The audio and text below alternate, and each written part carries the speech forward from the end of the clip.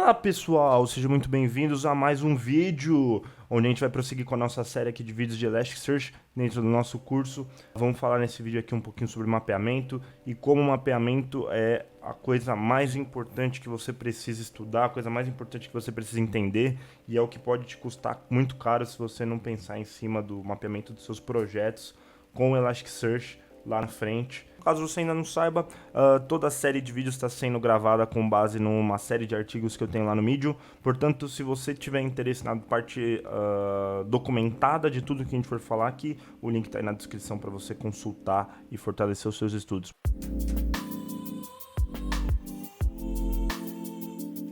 Fala pessoal, vamos pro conteúdo. Estou aqui no meu DevTools do meu Kibana. E antes da gente começar, breve teoria, para não perder o costume. Seguinte, mapeamento, a gente comentou lá no começo que o Elasticsearch ele é schema free, ou seja, ele não te cobra de desenhar a estrutura que serão os seus dados dentro de um índice, né? Ele te tira essa preocupação e ele deixa indexar ali as is, né? Nesse vídeo aqui eu vou te mostrar como deixar o Elasticsearch tomar essas decisões pode custar, por exemplo, storage lá na frente. A gente vai ver como economizar storage aqui com uma simples decisão que pode mudar o jogo, que é simplesmente tirar a decisão do Elasticsearch. E, pessoal, mapeamento praticamente é a estrutura do nosso dado, vai ser a assimilação de cada campo com seu respectivo data type, ou seja, quando a gente tiver um campo chamado nome, por exemplo, a gente teria um data type, por exemplo, texto. Ou keyword, dependendo de como a gente for trabalhar. Ou endereço, por exemplo. Endereço, ele poderia ter um data type do tipo keyword. A gente tem os data types numéricos também, como o long, temos o integer, enfim, temos data type de IP, temos data types para tratar objetos dentro de objetos, que a gente vai ver, vai ter um vídeo só para falar disso. E é isso, pessoal. De maneira geral, é isso. Agora, para ilustrar o que a gente está falando, eu tenho aqui um possível documento, que a gente vai trabalhar ele em cima dele. Esse documento aqui está lá na documentação no Medium, então se você quiser copiar e colar ele aqui também vai dar certo. E qual que é o nome do nosso índice? Testa mapeamentos _doc e a gente vai indexar o documento de ID 1. A gente tem um campo nome, sobrenome, rua, e-mail, hobbies. Como a gente já sabe, se a gente tentar dar um play nisso aqui, ele vai aceitar tranquilamente e ele vai criar o nosso mapeamento sem que a gente tenha modificado nada. Beleza? Olha lá, ele cria, geralmente, né, para campos texto, duas versões do campo, né? Ele cria o campo e-mail, por exemplo, e ele vai ter ali a assimilação texto. E dentro desse campo, ele vai ter um subcampo chamado keyword, que também vai ter um data type textual, só que ele vai ser keyword. Qual que é a diferença aqui, ou melhor, não vou dar spoiler sobre a diferença de um do outro.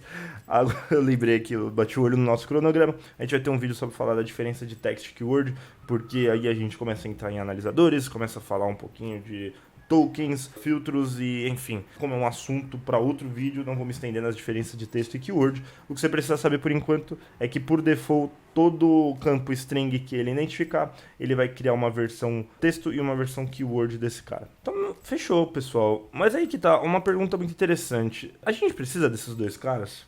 Só de maneira geral, para contextualizar, um campo do tipo texto, a gente consegue pesquisar cada identificador, né? Por exemplo, se a gente pesquisasse no campo rua a palavra rua, ele daria um match. Se a gente pesquisasse, ou melhor, dentro do campo texto, ele daria um match.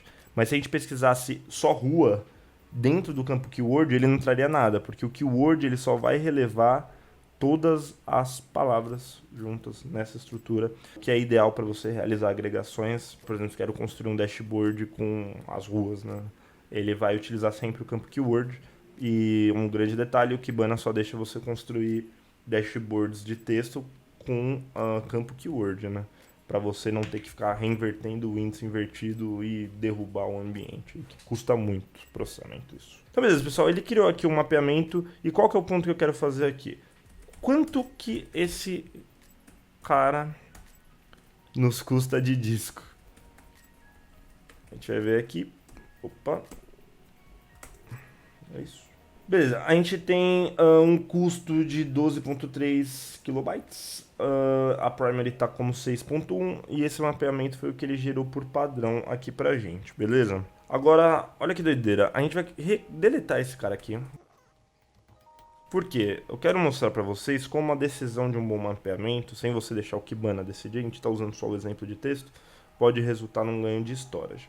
Então eu vou deixar só um valor aqui, era 6.1. E a gente quer recriar esse índice, só que vamos definir o mapeamento dele primeiro. Então a gente vai ter o put, testa mapeamentos, mappings, properties, aí agora a gente escolhe o nome do nosso campo e qual que é o type dele.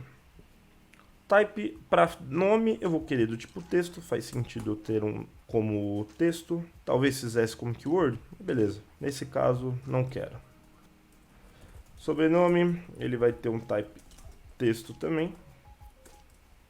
Rua eu entendo que pode ser do tipo keyword. E-mail, com certeza do tipo keyword também, palavra-chave. E hobbies vai ser simplesmente. Fechou? Tá aqui o nosso mapeamento definido. A gente tinha 6.1. Ele funcionou. Se a gente vier e fizer um get nesse cara aqui, underscore mappings, ele trouxe ali bonitinho pra gente o mapeamento. Não tá mais grandão igual estava o anterior. E a gente vai indexar este documento. Beleza?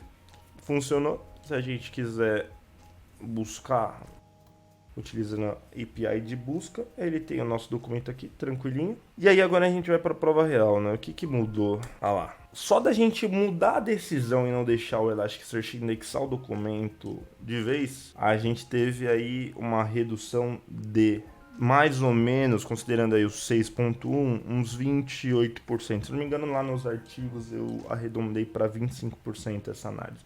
Com uma simples escolha aqui, não deixar o Elasticsearch indexar. Agora, pessoal, 25% de economia, 28% de economia. Vamos pensar num cluster de 100 teras. Ou seja, se a gente deixasse no mapeamento normal, ele ia consumir. Ele ia bater de 100 teras, normal. Só que a real é que se a gente tivesse escolhido um mapeamento mais tranquilo, ou só de economizar ali em campo a mais que não precisaria, a gente poderia ter ali um retorno de 28% de economia de disco que a gente ia consumir no nosso cluster e nos nossos índices. A gente vai ver mais pra frente como que você vai definir mapeamento dinamicamente, ou seja, você vai colocar a sua dinâmica, não mais a dinâmica do Elasticsearch. A gente vai ver como que cria isso. A gente vai ver como cria templates para você deixar uma estrutura como se fosse um contrato para todos os índices que serão criados, para você não precisar se preocupar mais de criar o índice, o mapeamento, você deixa um contrato lá que ele já replica para todos os índices que você quiser. E é isso, pessoal. Espero que você tenha gostado desse vídeo. É uma breve introdução aí para a parte de mapeamentos. A gente vai desmembrar esse mundo. Deixe seu feedback aí, um comentário se você tiver afim. Tamo junto, fique com Já e é nóis.